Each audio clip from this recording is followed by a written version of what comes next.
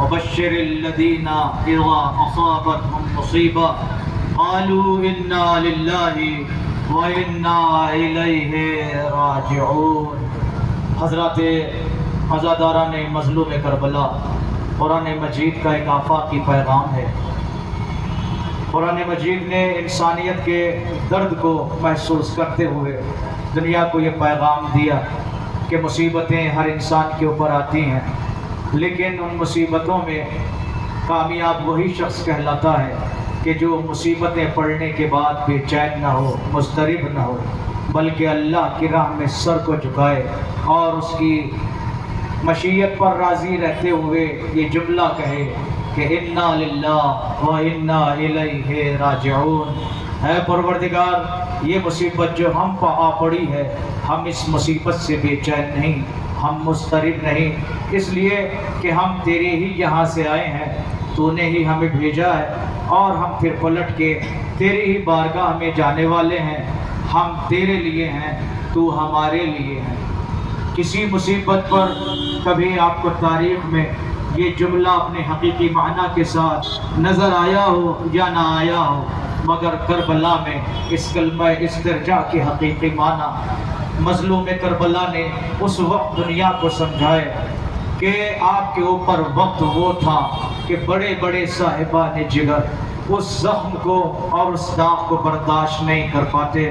کوئی نہیں ہے عالم بشریت میں کہ اس کے ہاتھوں پر اس کا 6 مہینے کا بچہ ہو، اور بچہ بھی ایسا کہ 3 دن کا پیاسا، 3 دن کا بھوکا ہو، جس نے 3 دن سے اپنی ماں کا دودھ بھی نہ پیا ہو، جس کے ہونٹوں پر پیاس سے پپڑیاں جمی ہوئی ہوں، اور وہ اپنے بچے کو لے کے دشمنوں کے سامنے آئے، اور ایسا شخص ہو کہ جس کے دروازے سے فرشتے بھیک لے کے جاتے ہوں، جس کے دروازے پہ ہر ضرورت مند کی ضرورت پوری ہوتی ہو، وہ حسین، وہ کائنات کا شہنشاہ حسین آج غربت کے اس عالم میں ہے کہ اپنے بچے کو ہاتھوں پر لیے ہوئے سوال آپ کر رہا ہے، ظالموں، میرے بچے نے تمہارا کیا بگاڑا ہے، اسے 2 گھونٹ پانی پلا دو۔ مگر ادھر سے جو جواب آتا ہے وہ امام حسین کے لیے کتنا اذیت ناک تھا۔ امام اس پر بھی بے چین نہیں ہوئے، مگر تکلیف کتنی تھی، وہ امام نے آپ کو پیغام دیا ہے۔ امام فرماتے ہیں، شیعتی لیتکم فی یوم عاشورا جميعا تنظرونی کیف استسقی لصبی فابا ان یرحمونی۔ اے میرے شیعو، کاش تم عاشور کے دن ہوتے تو دیکھتے کہ تمہارا یہ امام اپنے بچے کے لیے کیسے پانی مانگ رہا تھا، اور کیسے دشمن تمہارے امام کی بات کا انکار کر کے اس بچے کے گلے کو تیر ستم کا نشانہ بنا رہا تھا۔ بچے کے گلے پر تیر حسین نے اپنی آنکھوں سے دیکھا، اپنے ہاتھوں سے تیر کھینچ لیا، اپنے ہاتھوں پر بچہ منقلب ہو گیا۔ اب ماں کے پاس بچے کو لے جانا چاہتے ہیں، مگر امام نے ماں کے دل کے درد کو محسوس کیا کہ ماں جب اپنے بچے کو اس عالم میں دیکھے گی تو اس پر کیا قیامت گزرے گی۔ خیمے کی جانب بڑھتے تھے، پھر کچھ سوچ کے واپس آ جاتے تھے، پھر آگے بڑھتے تھے، پھر سوچ کے واپس آ جاتے تھے۔ تاریخ نے یہ تو لکھا کہ حسین کے دل میں بچے کی ماں کے درد کا احساس تھا، مگر خود امام حسین اس بچے کی شہادت پر تڑپے نہیں۔ یہاں بھی صبر کا مظاہرہ، انا للہ و انا الیہ راجعون۔ پروردگار، ہم تیرے لیے ہیں، تیری ہی بارگاہ میں جانے والے ہیں، رضن بقضائہ و تسلیما لامرہ۔ پروردگار، تیری راہ میں، تیری مشیت میں جو قربانی ہمیں دینا پڑے گی ہم دے دیں گے۔ حسین نے عاشور کے عصر تک اکبر جیسی، اصغر جیسی قربانیاں دے دی، مگر عاشور کے بعد، شام غریبہ کے بعد، اب جو قربانیوں کا سلسلہ شروع ہوا تو اب حسین کی قربانی اسیروں کا دوسرا رخ سامنے آیا، یہاں تک اصغر کے گلے پر تیر دیکھا حسین نے، مگر اب نو کے نیزہ کی بلندی سے کبھی سکینہ کے منہ پر تماچے دیکھتے ہیں، کبھی زینب کی پشت پر درے دیکھتے ہیں، کبھی عابد کی کمر پر تازیانوں کے حملے دیکھتے ہیں۔ حسین سب کچھ دیکھتے جا رہے ہیں، یہاں تک کہ قافلہ کوفہ شام ہوتے ہوئے زندان شام میں پہنچا۔ زندان شام بھی کیسا؟ دن کو دھوپ کا سایہ نہیں، رات کو ہوش سے حفاظت کا کوئی بندوبست نہیں۔ آزاداروں، کیسے ان اسیروں کو اس قید خانے میں 2 سال گزر گئے۔ روایتوں میں ملتا ہے اس قید خانے میں کبھی ٹھنڈک سے کبھی گرمی سے اتنی تکلیفیں تھیں کہ اہل حرم کے ہاتھوں کی جلد پھٹنے لگی تھی، ہاتھوں سے خون جاری ہو جاتا تھا۔ آئی اذیتیں برداشت کرتے رہے حسین کے اہل حرم، یہاں تک کہ 2 سال کے بعد یزید نے سید سجاد جناب زینب کے خطبوں سے مجبور ہو کے رہا کرنے کا حکم دیا۔ آزاداروں، یہ قافلہ رہا تو ہوا 3 دن تک، پر روایت 7 دن تک ایک مکان خالی کرا کے ماتم بھی ہوا، اور اس کے بعد جب یہ قافلہ چلا شام سے مدینے کی طرف قافلہ رواں دواں ہوا، اور راستے میں ایک موقع آیا کہ جب بشیر کہتا ہے مولا سجاد بتائیے کدھر کا ارادہ ہے، آپ کربلا جانا چاہیں گے یا سیدھے وطن جانا چاہیں گے؟ جناب زینب نے اپنے بیٹے سے کہا بیٹا اس سے کہہ دو کہ پہلے ہم اپنے وارثوں کی قبروں پر جائیں گے، ہم نے آج تک جی بھر کے ماتم نہیں کیا ہے، ہم پہلے کربلا ہونے چاہیں گے، پہلے کربلا میں ماتم کریں گے۔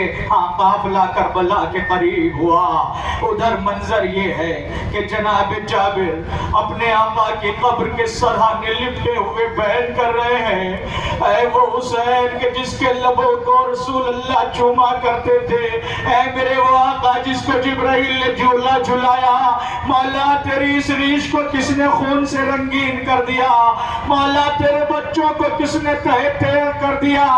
ارے جابر اپنے مولا سے ارے گفتگو کر رہے تھے، مرثیہ پڑھ رہے تھے، گریہ کر رہے تھے کہ اچانک قبر سے آواز آئی جابر ذرا میری قبر چھوڑ کے دور ہٹ جاؤ۔ جابر گھبرائے مولا کیا بات ہو گئی، کوئی گستاخی؟ کہا نہیں جابر، ارے میری بہن میری قبر پا رہی ہے۔ جابر حکم سن کے دور ہو گئے، سید سجاد اہل حرم کے ساتھ کربلا میں وارد ہوئے۔ جیسے حسین کی قبر کے قریب پہنچے، سید سجاد کہتے پوپی اماں سامنے آپ کے ماجائے کی قبر آ گئی۔ زینب نے اپنے کو اپنی سواری سے گرایا۔ روایتوں میں ملتا ہے اب زینب قدموں پر چل کے بھائی کی قبر تک نہ جا سکی، زینب اب اٹھ کے چل نہ سکی۔ زینب بھائی کی محبت میں ایسا بے چین ہوئی کہ کوہنیوں کے بل ریگزار کربلا پا ایک بچے کی طرح اپنے بھائی کی قبر پر پہنچی۔ آزاداروں، جناب زینب نے ایک ایک شہید کی قبر پر ماتم کیا، اپنے شیر بھائی کی قبر پر بھی پہنچی، وہاں بھی ماتم کیا۔ اب بیویاں ہیں کہ وہ اپنے اپنے وارثوں کی قبروں پر رو رہی ہے کہ سید سجاد نے بہت ہی جلد 1-2 روز گزرے تھے، قافلے کو چلنے کا حکم دے دیا۔ میں کہوں گا آقا زینب اتنے دنوں کے بعد اپنے بھائی کی قبر پر آئی ہے، ذرا کچھ دن رہنے دیجئے، ماتم کرنے دیجئے۔ سید سجاد کہیں گے ارے میرے بابا کے عزادار تو نے دیکھا نہیں میری پھوپھی کی کیا حالت ہے؟ ارے پھوپھی کبھی حسین کی قبر پر گرتی ہے، کبھی اکبر کی قبر پر گرتی ہے، کبھی دوڑ کے عباس کی قبر پر جاتی ہے۔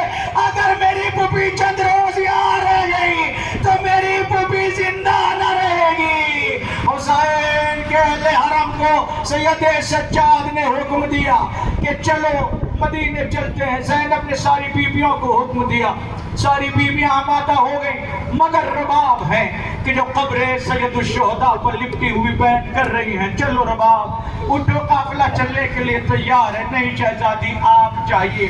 جناب زینب نے حکم دیا، جناب رباب اٹھ تو گئی، मगर उठते उठते तड़प के अपने सरताज की कब्र पर गिरी, और क्यों ना गिरती, सरताज भी उसी कब्र में सो रहा है। अरे गोद का पाला असगर भी वही हुसैन की आगोश में सो रहा है।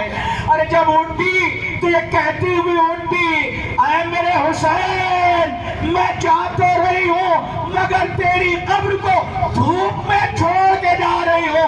वादा करती हूँ जब तक जिंदा रहूंगी कभी साए में न जाऊंगी। रबाब मदीने आ गई, सहने खाना में बैठी रही, रात की ओर दिन की धूप रबाब के ऊपर से गुजर जाती थी। एक रोज का वाकया है कि बारिश होने लगी। ज़ैनब ने देखा रबाब भाभी सहने खाना में बारिश में भीग रही है, तड़प के सैयदे सज्जाद को लेके पहुंची। रबाब चलो, अब तो बारिश हो रही है, बरसात हो रही है, हुजरे में चलो, सहने खाना छोड़ दो। रबाब ने इनकार किया। सैयदे सज्जाद कहते हैं, अम्मा बेटा बन के नहीं, आज इमाम बन के हुक्म दे रहा हूँ, जरा अंदर चलिए। रबाब ने सज्जाद के चेहरे को देखा, आसमान का रुख किया। ऐ बारे इलाह, एक इमाम से वादा करके आई हूँ कभी साए में न बैठूंगी। एक इमाम हुक्म दे रहा है कि साए में चली जा। मेरे खुदा मेरे वादे की लाज रख ले, मेरी इताअत की लाज रख ले। अरे अब जो जनाबे ज़ैनब ने गौर से देखा, तड़प के सीने पर हाथ मारा, बेटा सज्जाद अब किसे आवाज दे रहे हो, अब तुम्हारी अम्मा जिंदा नहीं रही। अरे रबाब दुनिया से रुखसत हो गई। सज्जाद ने सरो सीना पीटा। ज़ैनब ने हुसैन हुसैन हुसैन